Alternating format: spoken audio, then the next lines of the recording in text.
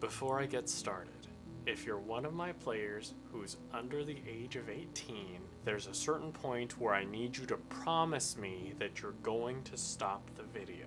Please, I beg you.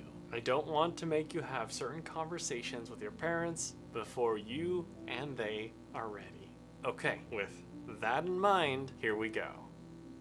Hey, hi, how can I help you? You've got quite a selection here. We try, Chicken Man. You after anything in particular? Well, let's say that I'm after some more interesting options. The value menu not to your fancy? No. I want something a little more exclusive. Secret menu? A little more than that. Hey. We're trying to run a legal, upstanding business here. I know. Look, I'll make it worth your while. If you can get me some of that crunchy green, a little bit of onion, some of that secret sauce, I might be willing to slide you some of the herbs and spices. Are you crazy talking about that? You know the clown's always watching, right? So, you heard about the last guy that came in here looking for a deal, right? He got demoted to prince. If you got more syllables than the one, that's practically a worthless title. I know, but I feel like I can trust you. Please, I need it. Okay. Meet me outside after closing. There's a creepy bench. Sit there with the herbs and spices. I'll be there if the coast is clear. Hey, I thought you forgot about me. Run! No. We're surrounded. I told you! The Mac Man sees everything. Hey y'all, I'm Matt, and today we're going to be talking about comedic roleplay with metaphor and innuendo. In D&D, we get the opportunity to play the types of scenes that we see in movies or on TV. Not that we have to. As always, if it's not your bag, then by all means. But as an improviser, I was called upon to do many things that I, in the moment, was not necessarily the most prepared to do. But eventually, it became second nature. So, you're gonna be a superhero who's apathetic about everything. Apathy man! Okay? So, you're gonna be a guy on a first date twice. Yes? Twice. But the first time, you're super confident. And the second time, you're super insecure. Oh, and you're gonna be doing this while skydiving. Alright, I know you can handle this, Matt. So, you're gonna be half of a giant spider who's going to be doing this thing.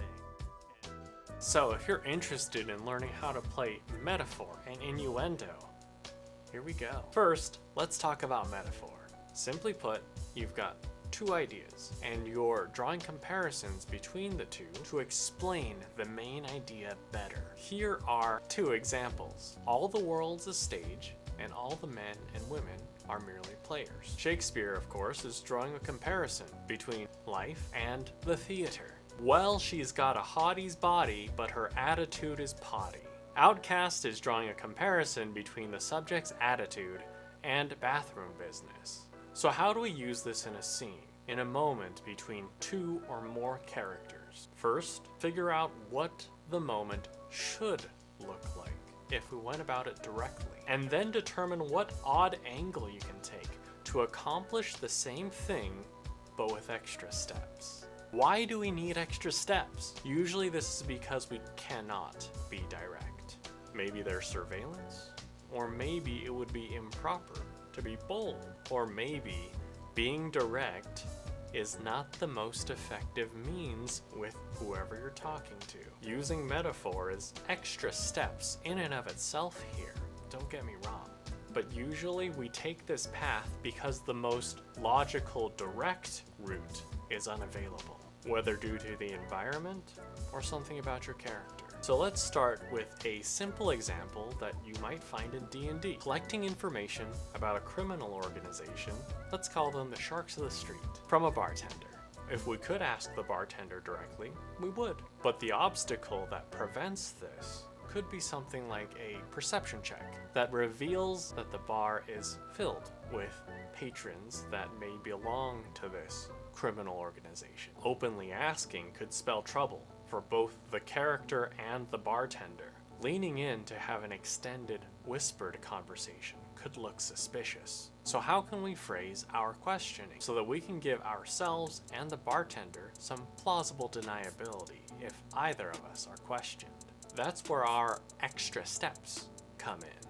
You want to be clear enough with your intention that the DM can pick up on what you're trying to say. In fact, if you want to be extra clear, you can start with something out of character before you jump in character. I'm gonna try to be sneaky about getting some information from the bartender, okay? What do you say? Cool, thank you. So, I'm interested in extracurricular fishing. Any good spots around here? Here, I've equated the act of fishing with the idea of learning information about the sharks of the street. Now, you're probably gonna have to make a roll. If you're unsuccessful, there are a few possibilities. It could simply be a matter of the bartender shutting you down. Maybe it's too dangerous to talk. Maybe the bartender is loyal to the sharks of the street. Or maybe the bartender doesn't like you. But my favorite is if the bartender actually thinks you're talking about fishing. So I'm interested in extracurricular fishing. Any good spots around here? Give me a persuasion roll. I got a 6. The bartender responds, yeah, down by the wharf. There's a captain who will sell you some chum, and you can catch a lot of fish that way. He doesn't seem to have picked up on the line you've cast. Here, as the DM, I make it extra clear that the bartender does not quite understand what the player's getting at. They're not on the same wavelength. So then the player won't feel like they're wasting time with this current tactic. However, this could also be a sign, depending on the player's playstyle as well as the character's personality, that the character may need to take a risk and be a little bit clearer. Of course, risk the bartender exposing them or other patrons hearing them talk about this. Now, if you're successful and your DM is on board with using this fishing metaphor, then you can build a list of the things you know about fishing, and that will be your set of tools in this dance of metaphor with this bartender. Any good spots around here? Give me a persuasion roll. I got a 22. Awesome. The bartender looks at you with a smirk and says, "Are you a pro, or are you just dipping your toe in the water?" I wouldn't call myself a pro. I'm just trying to find the best spot, away from the mainstream, to learn a little bit more about the types of dangerous fish around here. Oh, there's a lot of dangerous ones. Some really close by. Are you looking to catch and release, or do you want a big meal? Catch and release, unless I find the big one. Now, the big thing here is that you need to be on the same page with whoever you're playing with. If you're not clear enough, then you need to make yourself clear. It's better to be a little more obvious so that everyone's on the same page than to be too subtle and lose your dance partner before it even begins. Now, I would suggest that if you want to do a role play with metaphor, that you use something that both you and whoever you're playing with know well, so that both of you can use the terminology. Now we're at the point that I warned my young players about. If you're under the age of, say, about 18, then please leave now. It's not going to get gross, but I don't want to create an awkward situation for you and your parents. So if you're under 18, please and thank you. I'll catch you in the next one. Take care. So everyone who's still here, we're going to talk about innuendo. Innuendo is similar to metaphor. You're using language to hint at or insinuate something, commonly something dirty. Now, it's become pretty mainstream to turn an innocuous statement into innuendo, to the point of seeing this on network television. We're making this harder than it has to be. That's what she said. Now, if you want to play with innuendo, there are a few things you need to recognize. 1. Know your audience. Not everyone at the table has the same sensibilities. If you're a group of friends who all delight in the same kinds of jokes, then great. But if not, be cautious. Some audiences will be on board with a clever innuendo, and some will feel uncomfortable. I'm sure Michael Scott's innuendos got some laughs from the viewing public, but I'm sure there's also some who might have frowned at them, and were instead looking forward to the other comedic elements of the show. If you're in a situation where you're not sure, then play it safe. 2. Start small. You never jump into the dirtiest thing ever, or even the second dirtiest. In fact, you baby step into your innuendos. A comedian is rarely going to start their set with the most outlandish thing in their repertoire. You earn the right to go into the deep end by continuously delivering. When a comedian makes the audience cackle with laughter, that's a sign that they know that they can go further, because the audience is on their side, at least for the moment. 3. Pay attention and adjust. Comedians continuously adapt after receiving immediate feedback from the audience so that they can make adjustments. If you're dabbling with innuendo, then make sure that you're paying close attention to everyone around you, everyone at the table, whether they're just watching or participating in this role play, so that you don't cross the line. If you happen to see someone who looks uncomfortable or is doing that uncomfortable laugh, then hit the brakes. Pull back and use another tactic. Going any deeper in this vein is going to cause problems and potentially alienate your fellow players. 4. Know your limits. Sure, it can be exhilarating if you're on a roll and making everyone at the table laugh, but stay in tune with yourself, with everything you're doing and saying, and reconcile that with your own values, because you never want to reach the point where you're willing to say or do anything for a laugh. You're not a court jester who's ordered to say and do things for comedy. You're choosing deliberately to make people laugh. Now let's play. I've got a special game for y'all. This is the big reason I told my young players to please stop the video.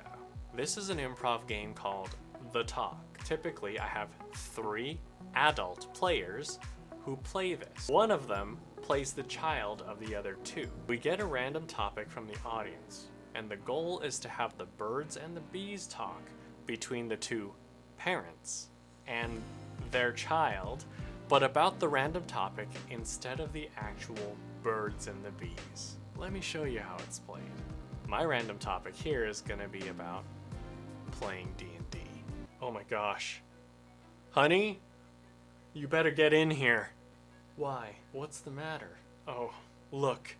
Look at what I found in Tommy's sock drawer. Oh my gosh. Is that a player's handbook? Where on earth could he have gotten that? Well, I was organizing and I guess I must have left it out. I mean, the articles in this one are fantastic. Wait. Are those dice? Tommy!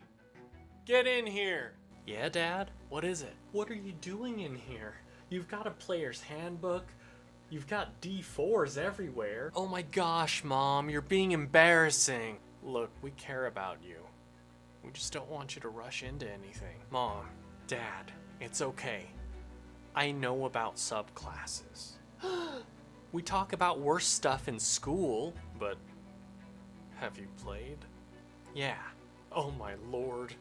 I started playing by myself, but I wanted to find someone else to play with. I've got a group. A group? Yeah. You and Dad play D&D all the time. I hear the rolling, I hear the exclamations of triumph, and the groans when you roll a natural 1. We play safe D&D. Thank you very much. Are you at least using a DM screen for protection? Yeah, we've got that. Thank goodness. You don't want to be sharing notes. You don't have to worry about me. I found a few of your old books, and that's how I got started. Wait. Old books? Yeah, the ones with the tan bar. I think it's 4th edition. Go to your room. We're in my room. Go to the backyard. It's okay. It's not your fault. I thought I raised that boy right. So if you want to work on playing with innuendo and metaphor, and you've got some willing friends who have the same sort of sense of humor, then I highly suggest that you give the talk / the birds and the bees a shot. You just need to remember all the elements of the talk and also pick a topic that you know a bit about. From there, all you have to do is react emotionally, like a parent who has stumbled into that uncomfortable conversation, or like the kid who has stumbled into that uncomfortable conversation. If you do give it a shot, please let me know how it went. I'd love to hear all about the topic you decided to play with, and how funny it was. Venturing into metaphor and innuendo isn't easy, but it can really sharpen your ability to play on the spot and overall enhance your roleplay. Until next time, take care.